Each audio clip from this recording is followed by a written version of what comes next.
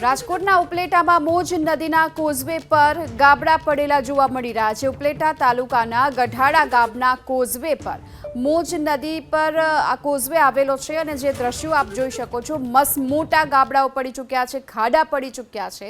ગઢાડા ગામના કોઝવે પર આ પ્રકારની સ્થિતિ છે કે ત્યાંથી વાહન ચલાવવું પણ હવે અશક્ય છે। છેલ્લા ઘણા વર્ષોથી અહીં આ જ પ્રકારની સમસ્યા વરસાદ દરમિયાન સર્જાય છે, જેને લઈ સ્થાનિકો અત્યારે પરેશાન થઈ રહ્યા છે।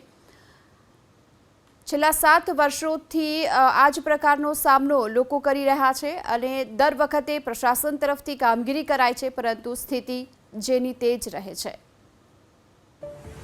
રાજકોટના ઉપલેટામાં મોજ નદીના કોઝવે પર ગાબડા પડેલા જોવા મળી રહ્યા છે। ઉપલેટા તાલુકાના ગઢાડા ગામના કોઝવે પર મોજ નદી પર આ કોઝવે આવેલો છે અને જે દ્રશ્યો આપ જોઈ શકો છો, મસ્ત મોટા ગાબડાઓ પડી ચૂક્યા છે, ખાડા પડી ચૂક્યા છે।